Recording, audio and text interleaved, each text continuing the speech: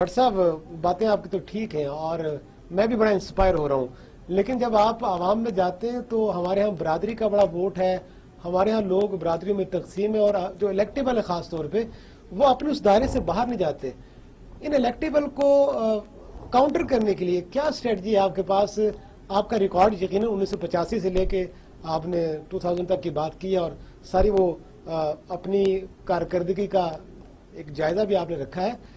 किस तरह से इलेक्टिवल के खिलाफ लड़ेंगे? नून लीग के जो इस वक्त उम्मीदवार हैं वो पहले तहरीक इंसाफ के वोट पे थे, अब अदालत ने डी सीट किया है तो वो आगे हैं दोबारा से। इसका मतलब यह है कि उन्हें शायद जमातों से फर्क नहीं पड़ता, उनके पीछे जो एक वोट का एक जो वजन है वो उसके सहारे पे आते हैं और फिर एक प्रेशर के तौर पर भी हुकूमतों पर असरअंदाज होते हैं। इन लोगों को कैसे काउंटर करेंगे सर? अच्छा, मैं यहाँ वजाहत करता जाऊँ कि 2008 में जमात इस्लामी ने बाइकाट किया, एक गैप मिला, यहाँ पे नवाजवी को वो एंटर हो गई। 2013 में सैयद हसन वकास साहब ने इस इलाके से इलेक्शन लड़ा और 14,000 के करीब 13-14,000 के करीब वोट लिए और बड़े अच्छे वोट थे, लेकिन बदकिस्मती से कामयाब नहीं हुए। अच्छा, 2018 में आपको पता है हल्का बंदियां तब्दील हुई तो जानबूझ के हसन वकास साहब के हल्के को 2 हिस्सों में तकसीम किया गया। तो बहरहाल अब ये है कि हम इस पे पूरी तरह तैयार हैं। अब कल्चर चेंज हो रहा है। इन इलाकों में 70% वोट जो है वो अब सोसाइटीज का है, वहाँ पढ़े लिखे लोग हैं। पिछले इलेक्शन में ज़्यादा एक लोगों को उम्मीद दिलाई गई कि नया पाकिस्तान बनेगा और इमरान खान साहब ने ज़्यादा लोगों को अट्रैक्ट किया, इसमें कोई शुबा नहीं है। और हमारा बहुत सारा वोटर जो है वो इमरान खान साहब के साथ जुड़ा और उसी वजह से उनकी पार्टी का एक शख्स जो है वो यहाँ से इलेक्ट हो गया। अच्छा, इमरान खान साहब कहते थे कि कप्तान अगर अच्छा होगा तो कोई फर्क नहीं पड़ता, बाकी चोर भी होंगे तो कोई मसला नहीं है, लेकिन ज़ाहिर है ये तजर्बा नाकाम हुआ है। हम तो पहले भी कहते थे कि नबी करीम सल्लल्लाहु अलैहि वसल्लम की ज़ात से बढ़कर ना कोई पाक साफ ज़ात है और ना उनसे बढ़कर कोई अजीम लीडर है। जब आपने भी ये तरीका अख्तियार नहीं किया कि आप भी कहते कि मैं कुरैश मक्का में से गंदे लोगों को इकट्ठा करके इनकलाब ले आऊंगा, तो ये तो आपका तरीका नहीं था। आपने सहाबा को पकड़ा, उनकी तरबियत की, उनका तज़किया किया और फिर एक ऐसी टीम पैदा हुई, तैयार होगी कि जब नबी करीम सल्लल्लाहु अलैहि वसल्लम दुनिया से रुखसत भी हो गए तो आपने देखा कि खिलाफत राशिदा का निज़ाम उन्हीं सहाबा ने कायम किया था। तो हम तो तब भी मुखालफत करते थे, लेकिन नो डाउट कि बड़ी तादाद में लोग उनकी तरफ अट्रैक्ट हुए और हमारा वोट बैंक गया। लेकिन अब चूंकि ये तजर्बा नाकाम हुआ, कोई नया पाकिस्तान नहीं बना, कोई 50,000 घर नहीं बने। कह रहे हैं कि तजर्बा नाकाम हुआ, तहरीक इंसाफ तो ये क्लेम करती है कि एक नई लहर है और हकीकी पाकिस्तान की आज़ादी की जंग अब शुरू हुई है। और वो ये कहते हैं कि जिस तरह से हमने कैंपेन चलाई है, लोग सड़कों पर निकल रहे हैं, इमरान खान साहब की फैन फॉलोइंग भी है। अब ये बताइएगा, किसी के साथ इत्तेहाद नहीं किया आपने निचले सतह पर? क्योंकि इलेक्शन में तोड़ जोड़ की जो सियासत है वो बड़ी मायने रखती है। इस हवाले से कुछ आपने स्ट्रेटजी अपनाई हो या कोई बातचीत चल रही हो किसी भी जमात के साथ?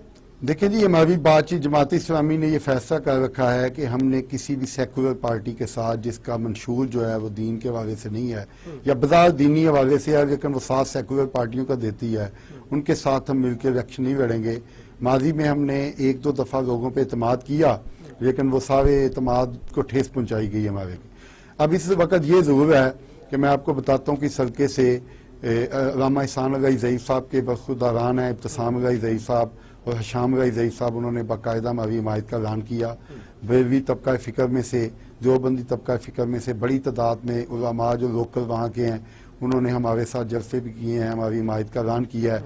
सोसाइटीज़ के जो विनिंग जो पैनल्स हैं उनमें से अभी वेलेंशिया के अंदर है, उन्होंने हमारी हिमायत का ऐलान किया। पाकिस्तान मुहाफ़िज़ पार्टी है, बिलाशुबा वो एक छोटी पार्टी है, लेकिन उन्होंने हमारी हिमायत का गैर मशरूत ऐलान किया है।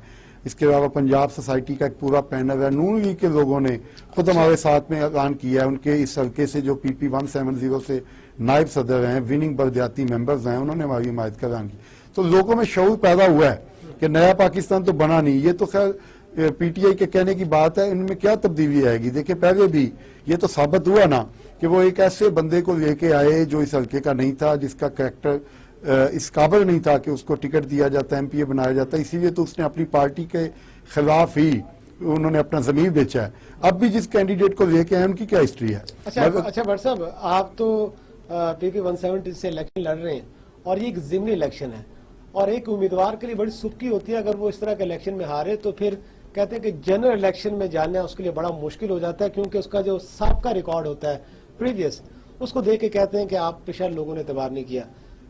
खुदा न खास्ता अगर आप इलेक्शन हारते हैं, दुआ तो है कि आप अपने हल्के की उम्मीदों पर पूरा उतरें, उनके तवक्कुआत पर पूरा करें, उनके मसाइल को हल करें। तो क्या आप समझते नहीं कि आपने अपना जो करियर है पॉलिटिकल उसको स्टेक पे लगा दिया और एक ऐसे वक्त में आप कूदे मैदान में जब बड़ी बड़ी जमातें अपने मुंह खोले बैठी हैं, इसमें जमात इस्लामी जो है वो उसका झंडा आप बुलंद कर रहे हैं। खुदा न खास्ता कोई अपसेट हुआ तो आपको इस बात से खौफ महसूस नहीं हुआ? अच्छा गुफरान भाई, पहली बात तो ये है कि इंशाल्लाह 17 जुलाई की रात को आप ही इसी टेलीविजन से हमारी कामयाबी का ऐलान करेंगे। सही, पहली बात तो ये है। दूसरी बात ये है कि देखिए मुश्किल इलेक्शन भी होते हैं। जब हमने पॉलिटिक्स करनी है, लोगों को दयानतदार कैंडिडेट देने हैं, जब लोगों को एक अच्छाई का रास्ता दिखाना है, लोगों को बताना है कि इन पार्टियों ने 75 साल में इलेक्टेबल्स की पॉलिटिक्स की है। जिस तरह मैं मलक ज़हीर साहब की बात कर रहा था, ये 2002 में पीपल्स पार्टी की टिकट पे MNA बने, लेकिन असम्बली में पहुंचते ही इन्होंने काफरी के अपनी पार्टी से गद्दारी की और जफरुल्लाह जमावी साहब काफरी के थे, उनको वोट दिया और पैट्रियार्ट के नाम से एक फॉरवर्ड ग्रुप बनाया। फिर ये काफरी में गए, फिर आजाद इलेक्शन लड़ा, फिर PTI में आए। तो इतनी पार्टियां बदलने के बाद क्या तब्दीली आएगी? तो हमने क्या, हम जब तक लोगों के सामने एक मुतबादल के तौर पे आएंगे नहीं, खा वो ज़िमनी इलेक्शन हो, जनरल इलेक्शन हो, तो हम तो आ गए। अब हमारे जिम्मे ये हल्का है, हमने यहाँ के लोगों को बताना है और देना है कि ये एक मुतबादल जमात इस्लामी है और आपको कोई जरूरत नहीं है, आप कोई गुलाम नहीं है शरीफ खानदान के या इमरान खान साहब के कि वो जिस मर्जी जमीर फरोश को, जिस मर्जी बुरे किरदार के बंदे को टिकट दे देंगे और आप लाइनें लगा के उसको वोट दे देंगे। ऐसा थोड़ा है। ये इलाका सारा पढ़े लिखे लोगों का इलाका है। यहाँ पे लोग क्यों सेटल हुए सोसाइटीज में?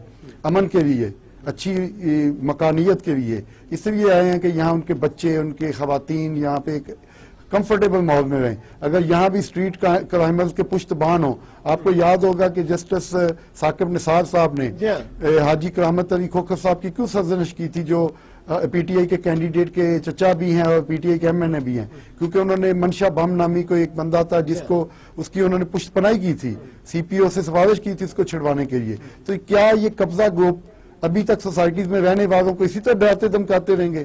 तो ये तो कोई तरीका नहीं है कि आप कोई क्रिमिनल माइंड का बंदा पकड़ें जो कब्जा माफिया का पुश्तबान हो और लोग जो हैं वो इमरान खान साहब की वजह से या नवाज शरीफ साहब की वजह से उनको वोट दे देंगे।